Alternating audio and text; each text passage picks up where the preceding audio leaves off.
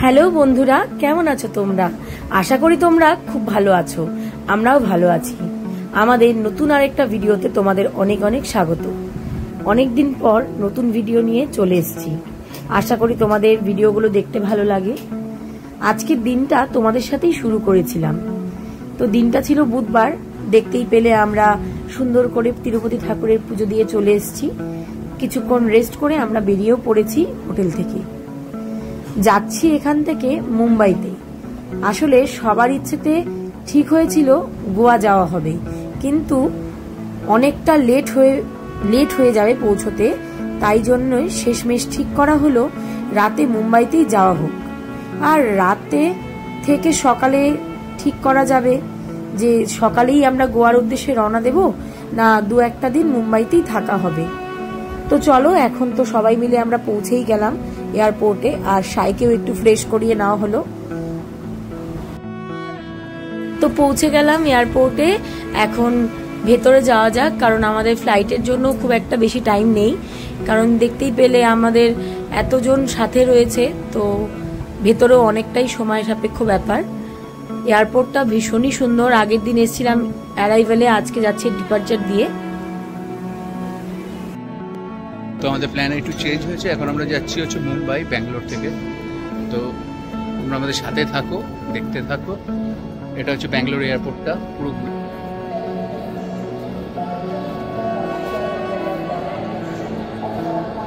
ওপরে গিয়ে আরো দেখা।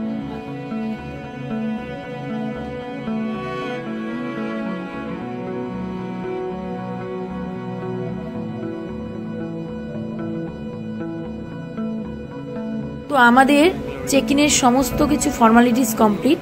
এখন আমরা যাচ্ছি ওপরে একটু ফুড কোর্টে, কারণ সাইকে খাওয়ানোর আছে। অনেকটা রাত হয়ে যাবে পৌঁছতে। অতক্ষণ সাই না খেয়ে থাকতে পারবে না। তাই আমি বৌদি আর পার্থ যাচ্ছি একটা ভালো ফুড কোর্ট বা কোনো রেস্টুরেন্টে, যেখানে গিয়ে সাইয়ের খাবার আমরা সঙ্গে নিয়ে এসেছি, সেটা খাওয়াবো। আচ্ছা, ওরা হাসিনি কি? এত বড় এয়ারপোর্টে হেঁটে আর পারছিলাম না, কারণ কোলে ছিল সাই। তো ওই জন্য আমরা এরকম একটা ব্যাটারি গাড়ি পেয়েছি। আমরা বললাম আমাদেরকে একটু রেস্টুরেন্টে ছেড়ে দিতে। যাই হোক, লাউঞ্জটাতে বেশ ভালোই খাবার দাবার ছিল। সাইকে সেখান থেকেই চিকেন আর রাইস আমরা খাইয়ে নিয়ে গেলাম। তো এখানে দেখছি একদম লাইন পড়ে গেছে লাস্ট মুহূর্তের জন্য।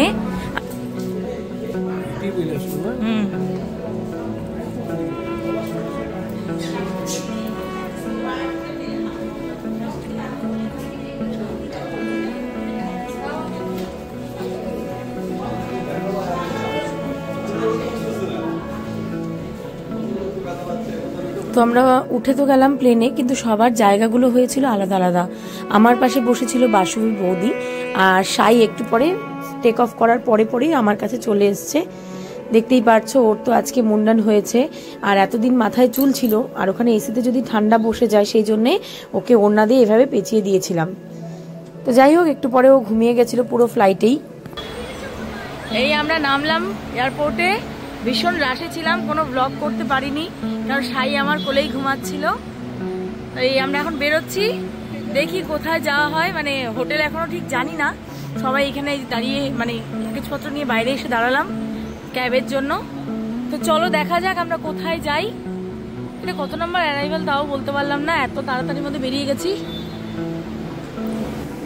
লাগেজ নিয়ে বেরোতে অনেকটাই রাত হয়ে গেছিল।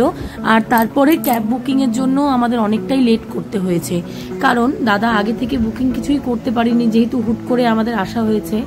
তো ওই জন্য আর লাগেজগুলো যেহেতু ছিল অনেকটাই, তাই বড় গাড়ির জন্য আমাদের আরও ওয়েটিংটা বেশি হয়েছে। তো যাই হোক, চলো আমরাও প্রায় হোটেলে চলে এসেছি। আর কি হয়েছে বলো তো, এখানে হোটেলেও আরেকটা কাণ্ড ঘটে গেছে। আমরা যখন আগের বার এসেছিলাম তখন আমরা হোটেল ট্রিডেন্টে ছিলাম, আর এবার দাদা যেটা বুকিং করেছে সেটা হচ্ছে ওবরয়। আর ওবরয় হোটেল আর ট্রিডেন্ট তো একই হোটেলের মানে আন্ডারে পড়ে, কিন্তু ওদের সেগমেন্টটা আলাদা। তো আমরা ভেবেছি যেহেতু আগের হোটেলের কথা বলেছে, তো পুরোনোটাতেই ঢুকে গেছি, লাগেজপত্র ওরা নিয়ে নিয়েছে। এবার পরে শুনছি ওরা ওবরয়তে ঢুকেছে। তো যাই হোক, ওদের ভেতরে কানেক্টিং একটা রাস্তা রয়েছে, সেখান দিয়ে আমরা এখন হোটেলে যাচ্ছি। ওরা হয়তো চেক ইন করেই গেছে। তো চলো এখন যাওয়া যাক। দেখে বাবা ভেজা।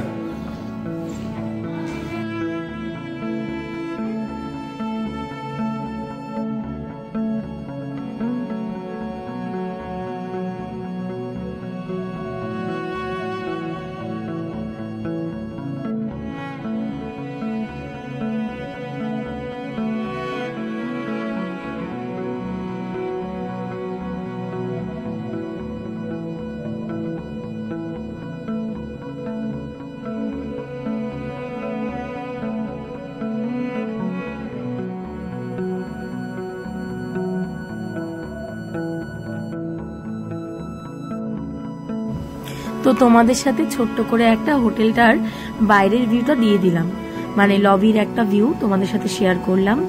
তো অনেকটা যেহেতু রাত্রি হয়ে গেছে, সবাই তো খুব টায়ার্ড, সবাই সবার রুমেই চলে গেছে।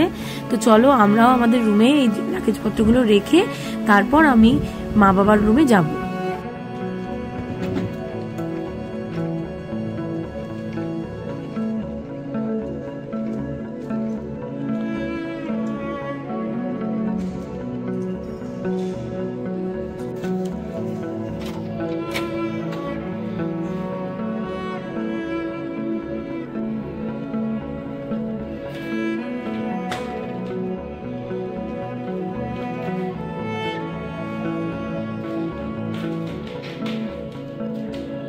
Yeah, please.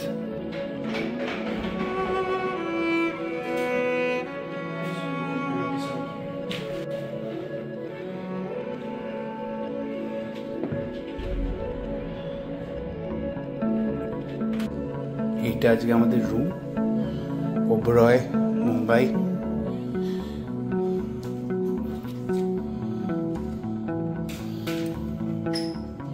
এখানে আমাদের luggage area.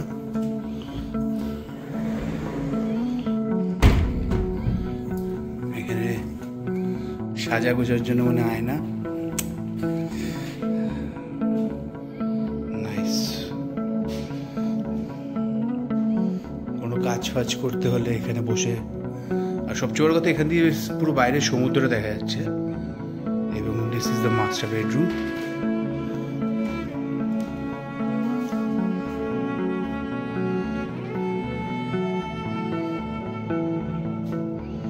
That's the toilet.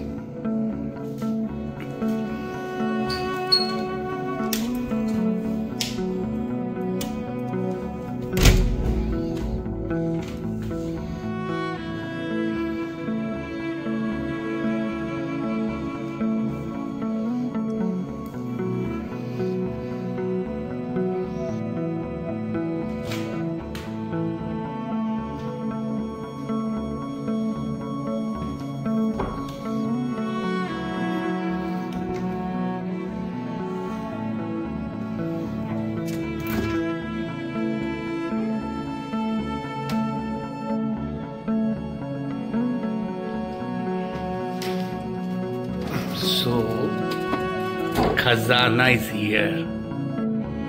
The treasure hunt.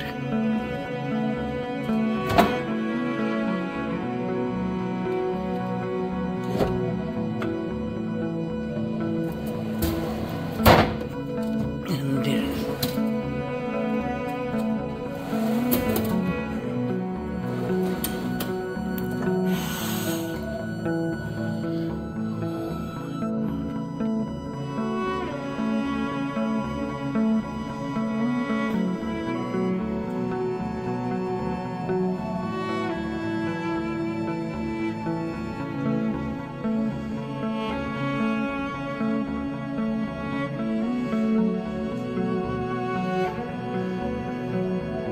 তোমাদের সাথে ছোট্ট করে রুম ট্যুরও দিয়ে দিলাম।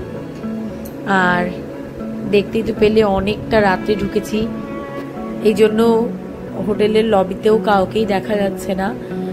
তো চলো এখন একটু মাদের ঘরে যাই, কারণ রাত্রিবেলা কিছু খাবার অর্ডার করতে আছে। কারণ আমাদের না খেলেও চলবে, কিন্তু আমার বাবা যেহেতু ইনসুলিন নেয়, রাতে কিছু একটা না খেলে সুগার ড্রপ করতে পারে, মানে ফল হয়ে যায়। তো সেই জন্য বাবার জন্য কিছু খাবার অর্ডার করলাম। খাবার অর্ডার করার 10-15 মিনিট পরেই ওরা সুন্দর করে দেখো রুমে এসে সব কিছু একদম সার্ভ করে দিচ্ছিল। ওদের সার্ভিসটা ভীষণই ভালো, তোমরা তো দেখতেই পারছো।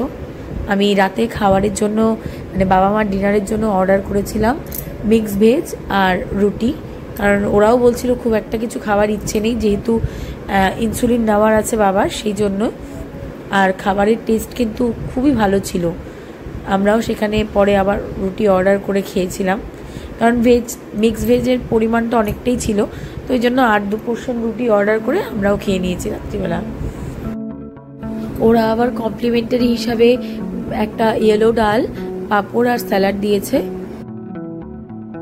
সো আজকে রাত্রের অর্ডার ফুলকা,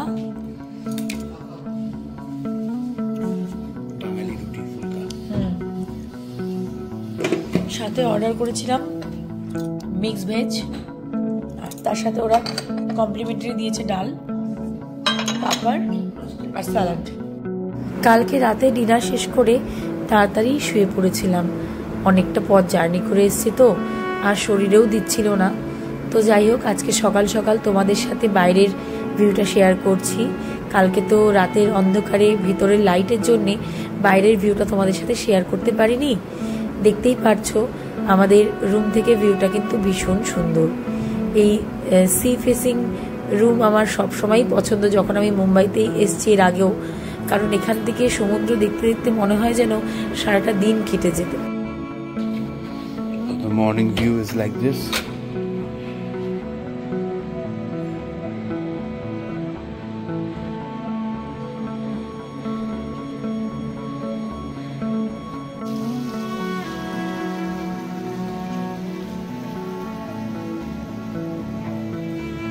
সকাল সকাল উঠে কিছুক্ষণ রুমেই বসেছিলাম।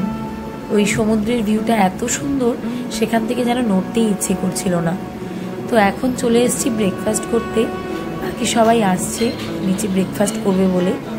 তো আমরা এখানে এসে দেখলাম দুটো রেস্টুরেন্টেই বেসিক্যালি সকালের ব্রেকফাস্টটা হয়ে থাকে। তো আজকে আমরা তারই মধ্যে একটা রেস্টুরেন্টে খেতে এসেছি। তো এখানে তো অনেক রকমেরই খাবার রয়েছে, তো চলো দেখা যাক তার মধ্যে কি কি আমরা খাই।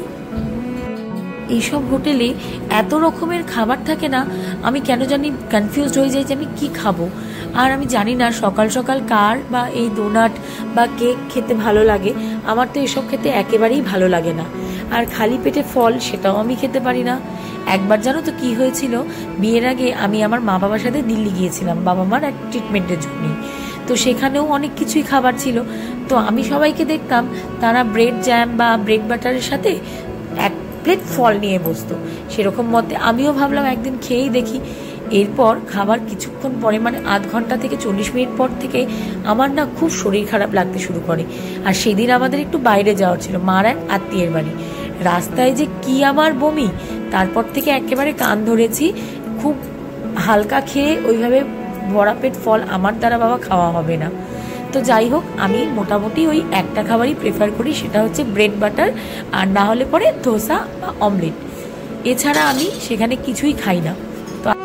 তো সাইকেও আমার বর গিয়ে ওর মা আর বাবার থেকে নিয়ে এসছে, দেখছি ও ভালোই খাচ্ছে ব্রেড বাটারটা। তার আগে একটা পুরিও খেয়েছে। তো যাই হোক, তো চলো আমাদের প্রায় ব্রেকফাস্ট শেষের দিকে, ওর জন্যই আরেকটা ব্রেড রেডি করছিলাম। দেখেছো তো খাওয়ার জন্য কিরম করছে।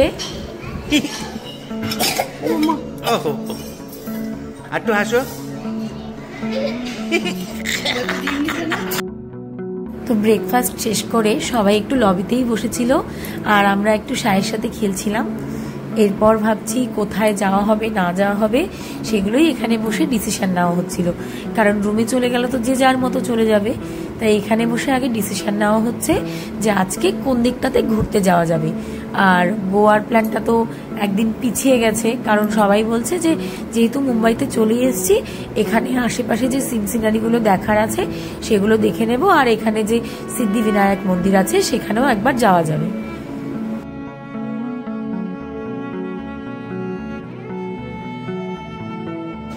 দিদা বলে গোবিন্দা, এদিকে দেখে দেখে দেখে দেখে দেখে ব্যাং ডোন্ট টাচ। খুলবো?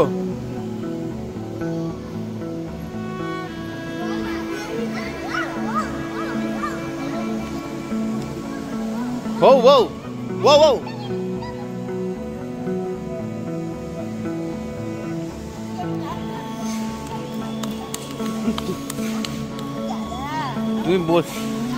তুমি বসে আছো কেন? ওর সাথে খেলো।